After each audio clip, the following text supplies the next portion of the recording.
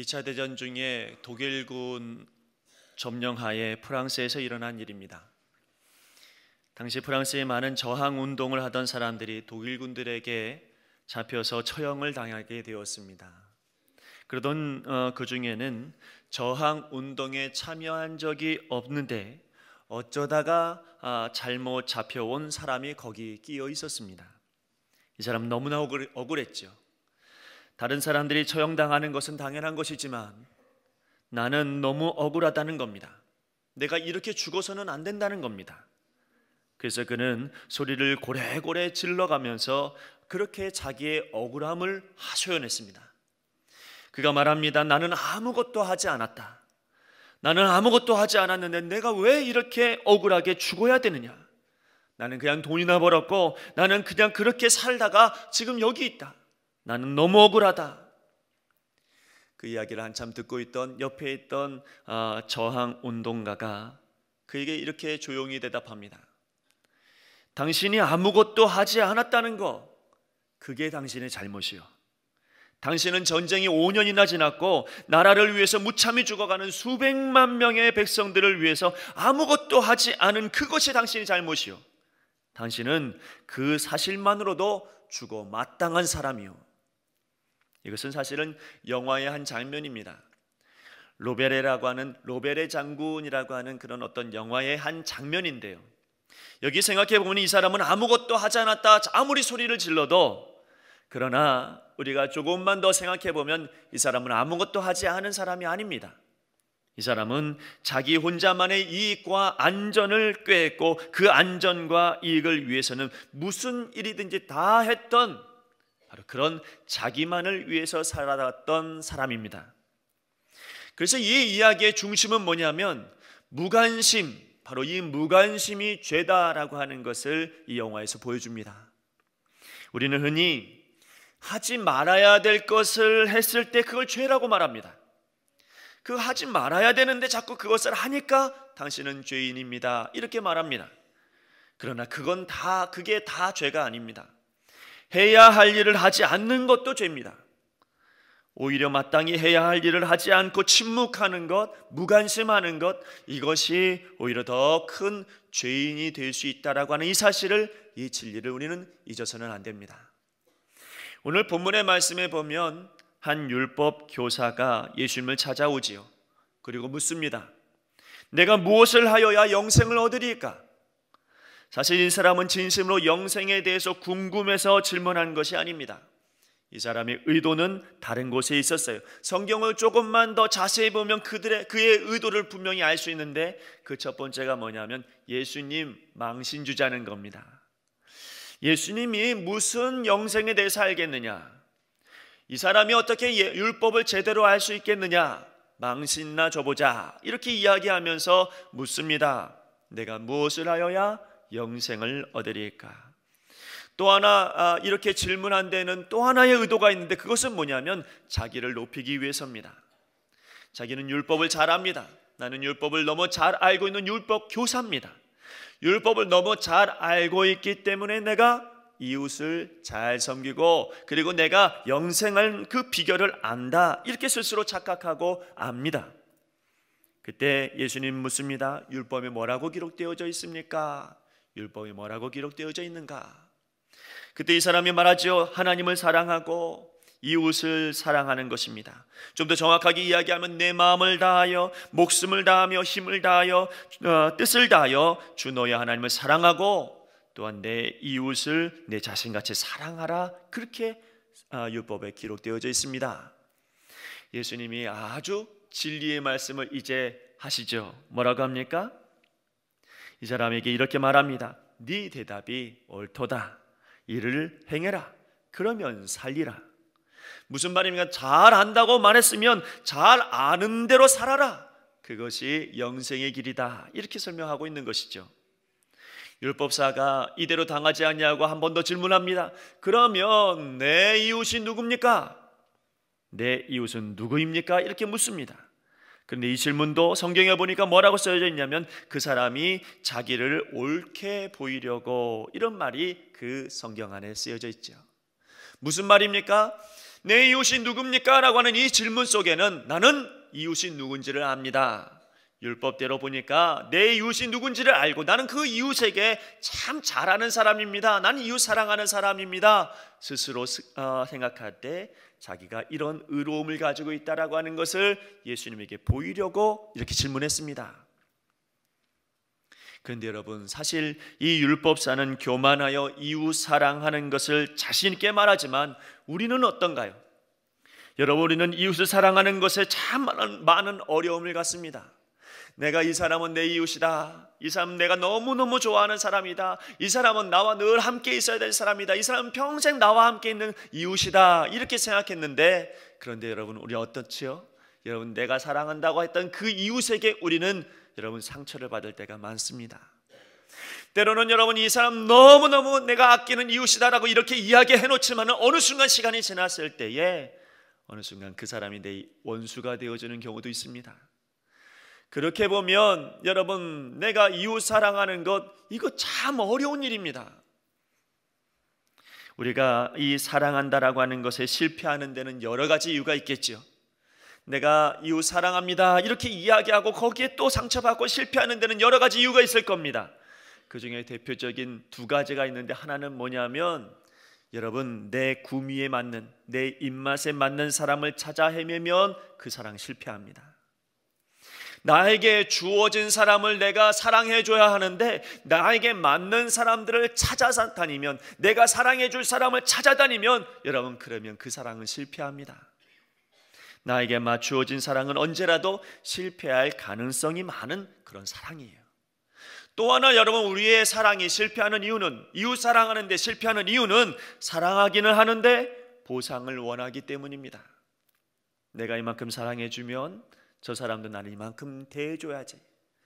여러분, 사랑으로 대하면 저 사람이 좀 바뀌어야지, 저 사람의 태도가 변화돼야지. 여러분, 이렇게 우리가 보상 심리를 가지고 사랑해 줍니다. 나는 처음에는 아주 좋은 마음으로 사랑해 줬는데 시간이 지날수록 저 사람이 나에게 대하는 것이 별로 내 마음에 들지 않으면 크게 상처가 되고 힘이 듭니다. 우리는 우리 마음속에 이런 소리를 듣습니다. 그렇게 내가 열심히 잘 해줬는데, 귀하게 대접하고 사랑으로 나누기도 하고 그렇게 잘해줬는데 저 사람이 나한테 해준 게 뭐냐? 저 사람이 날 대하는 이 태도는 뭐냐? 여러분, 이러면서 우리 마음 가운데 이 보상 심리가 발동하면 그때부터 우리 마음은 상처로 얼룩집니다. 이웃 사랑하는 것이 좀처럼 쉬운 일이 아닙니다. 우리 주님께서 그런데 말씀하시는 것은, 기독교의 사랑은, 우리 성경에서 말씀하시는 하나님의 사랑은 그런 보상 심리나 내가 원하는 사람을 찾아 사랑하는 그런 사랑이 아니라고 말합니다. 우리 주님의 사랑은 아가페 사랑이랍니다. 이 아가페 사랑은 뭡니까? 조건적으로 사랑하는 것이 아닙니다. 무조건적 사랑하는 겁니다. 쉽게 말하면 그냥 사랑하는 겁니다. 예수님께서 만약에 조건적인 어떤 부분을 생각하면서 사랑했다고 한다면 과연 여기 몇 명이나 주님의 사랑을 받으며 살 수 있을까요? 여러분, 우리는 예수님의 엄청난 사랑을 받고 이 자리에 앉아 있는 것 아닙니까? 그분께서 조건을 따지고 환경을 따지고 내가 원하는 사람, 공로를 생각하고 내 어떤 보상 심리를 생각해서 나를 사랑했다면, 그럼 여러분, 여기 사랑받을 만한 사람이 어디 있겠어요? 그럼에도 불구하고 우리 주님께서 우리를 사랑하시니 여러분, 죄 많은 우리들이 이 자리에 앉아서 말씀 듣고 은혜 받는 것 아닙니까? 여러분, 우리 주님 무조건 우리를 사랑하셨어요. 그래서 우리가 여기 있는 겁니다. 자, 이스라엘 백성들, 이스라엘 사람들은 이웃에 대한 개념이 우리랑은 조금 다른 것 같아요. 여러분, 이스라엘 사람들의 이웃이라고 하는 그 개념은 뭐냐면 지극히 인간적이고 이기적입니다. 그래서 다른 민족은 이웃이라고 하는 이 개념 안에 들어오지 못해요. 다른 이웃은 내 마음에 드는 이 우리 민족, 우리 나라, 이 사람들만이 이웃이지, 이방인들은 개처럼 여겼어요. 이방인은 이방인일 뿐이지, 이방인은 하나님 사랑하는 사람 아니고 우리 이웃이 아니다, 이렇게 이야기하는 사람들이었어요. 그러니까 지금 이 율법사가 말하고 있는 이웃은 누구냐면 스스로 정답을 가지고 있는데, 이 정답은 뭐냐면 내 이웃은 바로 내 민족이고 나의 이 율법을 잘 알고 있는 나와 비슷한 이 사람들이 이웃이지 다른 사람들은 이웃이 아니다. 스스로 이렇게 정답을 가지고 예수님에게 질문하고 있는 겁니다. 이스라엘 사람들이 왜 이렇게 교만합니까? 왜 이렇게 이기적입니까? 왜 이렇게까지 이웃에 대한 개념이 우리랑 틀립니까? 이스라엘 사람들은 이렇게 믿었던 거예요. 하나님을 제대로 믿는 사람은 우리밖에 없어. 하나님이 선택해 주신 우리나라 유대 민족밖에는 하나님 사랑하는 민족이 없어. 이렇게 생각하니까 다른 사람들은 여러분 이웃의 대상에서 제외되는 겁니다.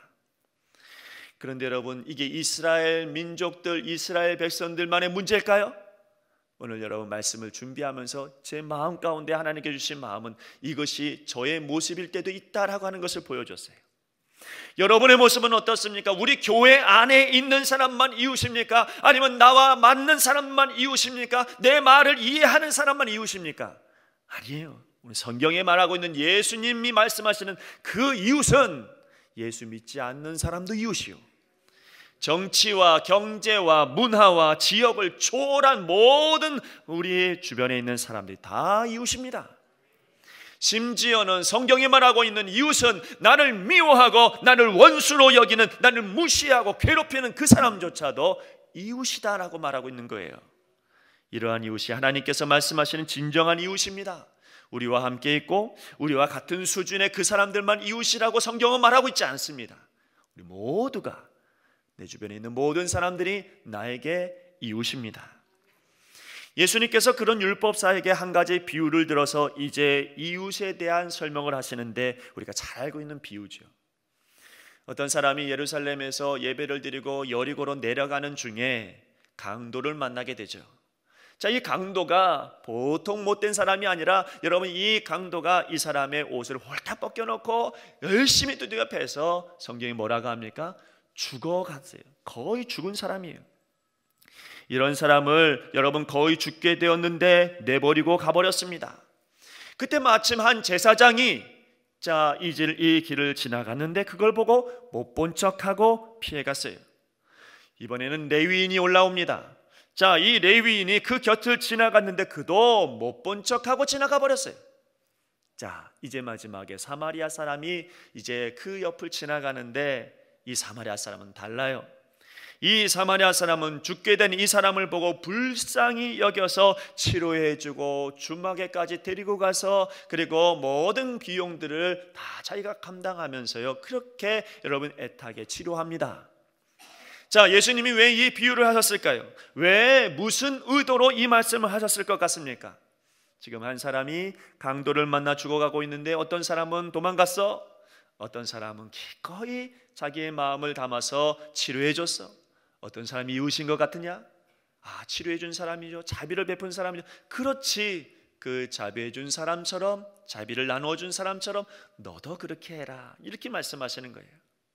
자, 죽어가는 사람을 외면했던 두 사람에 대해서 주석을 보니까 두 사람에 대한 여러 가지 이론들이 있더라고. 왜 피하고 그냥 갔을까? 제사장이 지나갔을 때 그 제사장이 왜 못 본 척하고 그냥 갔을까? 여러분, 어떤 주석가들은 이렇게 이야기하더라고요. 자신의 일을 하는데, 제사장으로서 자신의 일을 하는데 부정탈까 봐, 자신의 이 일을 해야 되는데 정말 하나님의 예배를 드리기 위해서 지금 올라가고 있는데 괜히 이 사람 만졌다가 부정타니까 나 그 일 못할까 봐, 그래서 그냥 지나갔다는 거죠. 이 사람은 하나님 사랑하는 그 일을 지금 하는 사람이지만, 그러나 여러분 오늘 예수님 말씀하시는 건 무슨 의미냐면, 하나님 사랑하는 그 일을 하고 있지만 너에게는 하나님 사랑하는 마음이 없다는 거예요. 하나님 사랑하는 마음이 있었으면 그냥 지나칠 수가 없지. 그런데 너는 지금 이 제사장은 일중심인 사람이라는 거예요. 자기 일중심의 사람이라는 거죠. 이 일중심의 사람이기 때문에 다른 사람 돌볼 여유가 없어요. 여러분, 내 일이 선한 일이든지 악한 일이든지 자기 일중심의 사람이라면 그 사람은 사랑을 나누어 주기가 참 어려운 사람이에요. 일의 우선순위를 두다 보면 나의 것을 나누어 주지 못합니다. 이런 사람은 하나님 앞에서도 온전치 못해요. 그래서 예배를 드려도 예배가 일이 되어지면 은혜가 없어요. 오늘 여러분 예배를 드리는 이 예배가 여러분 하나님 앞에 드려지는 진정한 예배가 되어져야 하는데, 그 예배가 그저 습관을 따라 일처럼 드려지는 예배가 되면 하나님 앞에 은혜가 없어요. 오늘 여러분 이 예배 드리면서 여러분의 마음이 새로워지기를 간절히 바랍니다. 일처럼 이 예배 자체가 일인 것처럼 여러분 드려지는 그 예배는 사랑도 없고 은혜도 없고 아무것도 없어요. 자, 오늘 이 레위인의 경우는 어떤 분이 이렇게 이야기하더라고요. 이 사람은 자기의 안전을 위해서 도망가 버렸다, 이렇게 이야기하더라고요. 왜냐하면 주변에 강도들이 또 숨어 있을 수도 있으니까 얼른 도망쳐 버렸다. 어떤 주석가는 이렇게 말합니다. 이 사람이 도망가 버린 것은, 이 사람이 지나쳐 버린 것은 귀찮아서다. 굳이 이 사람을 했을 때, 이 사람을 치유하려고 할 때 여러 가지 일들을 하고 시간을 낭비해야 될 것 같을 알겠으니 이제는 그 사람이 귀찮아서 그냥 가버렸다. 일리 있는 말입니다. 우리도 충분히 그럴 수 있겠죠. 그런데 여러분, 이 안에서 우리는 볼 때에 이 레위인의 문제는 뭐냐면, 이 사람을 본 것이 아니고 자기 자신을 먼저 봅니다. 내가 누구에게 사랑을 나누어 줄 때 저 사람을 온전히 보면서 사랑을 나누어 주는 것이지, 여러분 사랑을 나누어 줄 때는 나를 돌아보면 그러면 50%밖에 못해요. 100% 사랑해 줘야 하는데 나 자신을 돌아보고 내 안위를 살펴보면 그때부터 50%가 깎이는 거예요. 이 레위인은 여러분 이 불쌍한 이 사람을 돌봐줘야 되는 그 마음이 더 커야 했어요. 그런데 자기를 먼저 돌아보니 여러분 도와줄 겨를이 없었던 거죠. 그러나 여러분 이 사마리아인은 그렇지 않았습니다. 먼저 불쌍한 사람만 보았습니다. 불쌍히 여기는 그 마음이 그의 발을 움직였고 그를 구원해냈습니다. 일단 그를 살려놓고 보자는 마음이 이 사마리아인 마음 가운데 있었어요. 여러분 생명이 달린 문제 앞에서 내 입장 먼저 이야기하지 않는 사람이 바로 이 사람이에요. 이 모습이 그를 선한 이웃이라고 부를 수 있는 증거가 된 것입니다.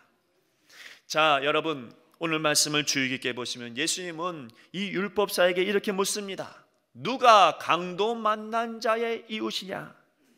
누가 강도 만난 자의 이웃이 되겠느냐?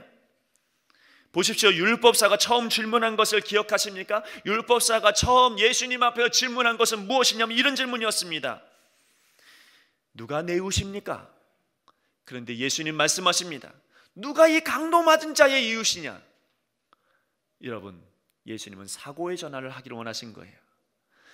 지금 내 이웃이 누구이냐라고 하는 그것을 생각할 때가 아니라 지금은 내가 누구의 이웃이 될 것이냐가 중요하다는 거죠. 여러분, 태도의 전환을 바라십니다.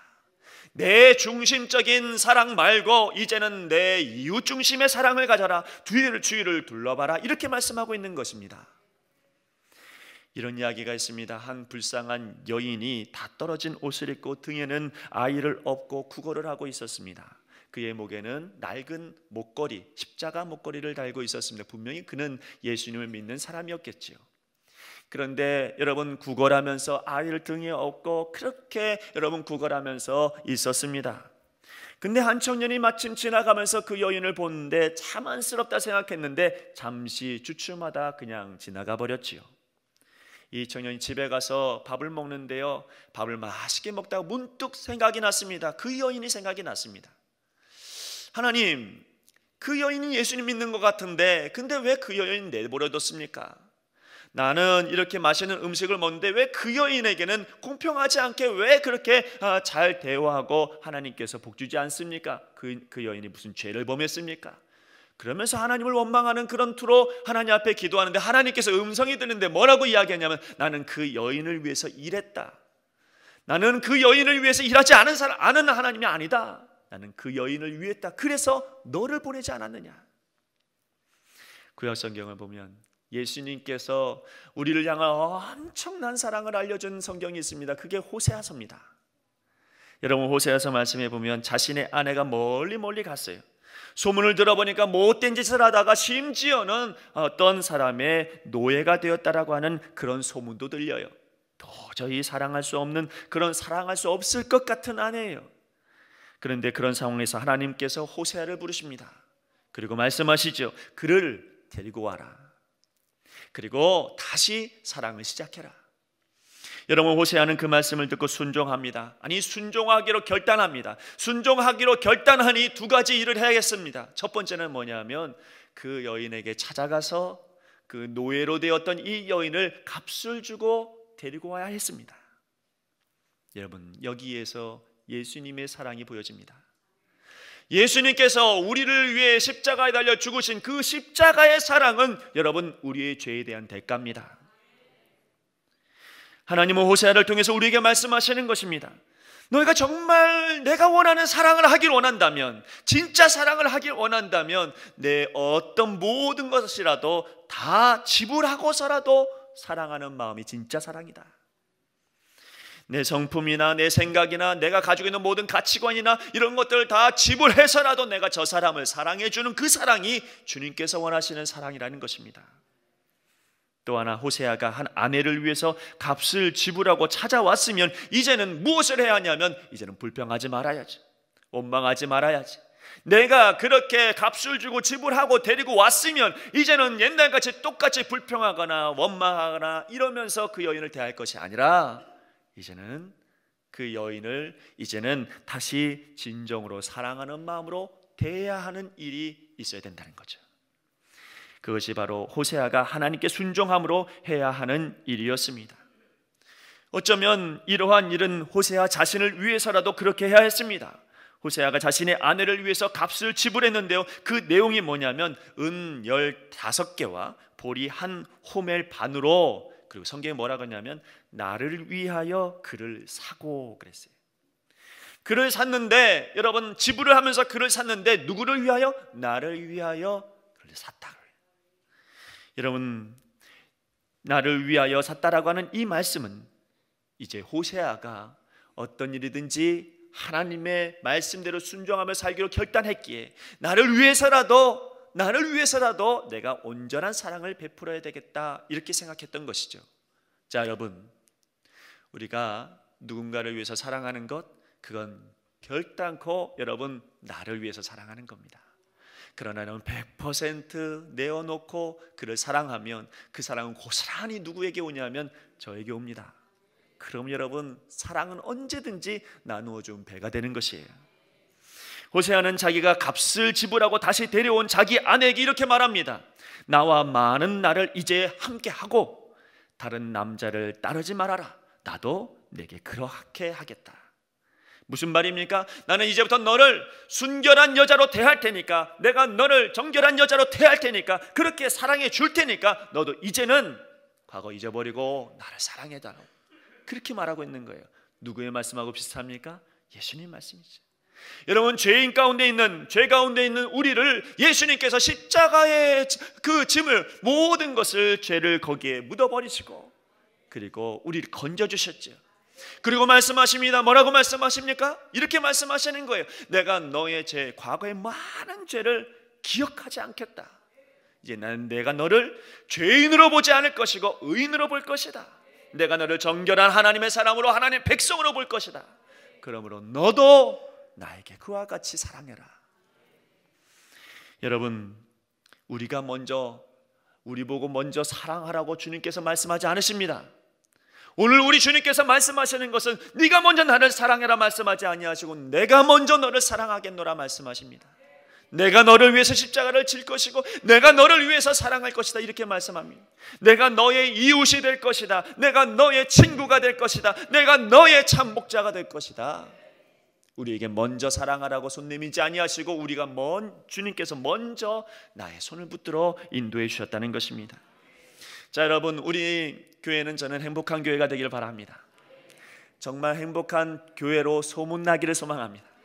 그래서 여러분, 사람들이 이야기할 때 저 신기촌 교회 사람들은 얼굴이 늘 웃어보십시오. 여러분, 어떤 사람들이 신기촌 교회에 들어가면 이상하게 저기만 들어가면 사람들이 웃음이 넘쳐 행복해 보여, 이런 소문이 들면 하나님께서 부흥케 하지 않으시겠습니까? 그런데 여러분, 얼굴은 막 웃는데 이 속은 문드러지고 상처가 가득하고, 그럼 여러분 자칫 잘못하면 위선적인 교회가 될 수 있어요. 그러면 어떤 교회가 진짜 행복한 교회가, 어떤 교회가 진짜로 여러분 사랑해주는 교회가 될 것인가? 내가 누군가를 위해서 기꺼이 기도해주는 교회, 내가 누군가를 위해서 간절히 기도해주는 교회, 내 상황과 내 형편과 내 구미에 맞는 그것이 아니라 전적으로 예수님처럼 기도해주는 바로 그 사람이 있는 교회는 여러분 어떨 것 같아요? 행복한 교회가 되는 것입니다. 아름다운 교회가 되는 것입니다. 여러분, 그래서 우리 교회 안에는 이 이웃 사랑하는 마음이 차고 넘치기를 간절히 바랍니다. 제사장처럼 여러분 내 일 중심으로 살다가 이웃 사랑하는 거 놓치는 인생이 되지 말고, 레위인처럼 나만의 안전을 위하다가 진정한 이웃이 되지 못하는 이 어리석음이 우리 가운데 있지 않게 하고, 나의 이웃이 누굴까 보다는 내가 누군가의 이웃이 되려고 노력하는 교회, 여러분 이 교회가 하나님 기뻐하시는 교회가 아닐까요? 한 가지 예화를 들고 마칩니다. 2차 대전이 끝났을 때의 일입니다. 유럽은 전쟁으로 폐허가 되어 있었어요. 도시에는 굶주린 사람들로 가득했습니다. 어느 추운 아침에 한 미국 병사가 집차를 타고 런던 거리를 지나가고 있는데 한 장애 아이를 하나 봤어요. 이 장애 아이는 여러분 어떤 빵집의 창문 유리에 코를 박고 들여다보고 있는 거예요. 소녀는 옷이 찢어져 있었고 얼굴은 여러분 깨재재했고 한쪽 손에는 목발을 잡고 있었어요. 빵집 안을 들여다보니 주인이 빵을 굽고 있었는데 그 소년의 눈동자는 이 빵을 굽는 있는 주인의 손에 따라서 눈동자가 왔다 갔다 하는 거예요. 미국인 병사가 차를 길 옆에 세워놓고 빵집으로 들어가서 빵 10개를 삽니다. 그리고 그 10개를 산 빵을 가지고 이 소년에게 머뭇게 갖다 주고 손에다 주고 그리고 이제 가려고 그러는 거예요. 가려고 막 그러는데 누군가가 옷을 딱 잡아요. 보니까 그 아이예요. 그 아이가 이 병사의 눈을 많이 쳐다보면서 이렇게 말했답니다. 아저씨, 혹시 하나님 아니세요? 여러분, 이웃을 사랑할 때 우리가 가장 예수님 닮은 모습입니다. 이웃을 진정으로 아끼고 사랑하는 그 마음이 있을 때 오늘 율법사가 처음 질문했던 영생을 가지고 있는 사람이 바로 그 사람입니다. 오늘 이 시간 여러분의 이웃이 누군가를 보지 마세요. 내가 누군가의 이웃이 되려고 노력하세요. 여러분, 그때 하나님께서 우리에게 영생의 은혜를 주시고 축복해 주실 줄로 믿습니다. 그리고 오늘 주님 말씀하십니다. 가서 너도 이와 같이 하라. 기도합시다. 하나님, 우리 안에 이웃 사랑하는 마음을 부어주시옵소서. 하나님, 이 사랑으로 하나님 우리 교회가 차고 넘치기를 소망합니다. 하나님이여, 행복한 교회, 하나님 사랑이 넘치는 교회, 아름다운 교회로 하나님 우리 신규촌 교회를 사랑하시고 축복하여 주시옵소서. 오늘 하나님 내가 먼저 이웃이 될 수 있는 그런 귀한 마음을 부어주시기를 소망하며 예수님의 이름으로 감사하며 기도하옵나이다. 아멘. 오늘 주님의 사랑을 기억하면서 우리 함께 찬양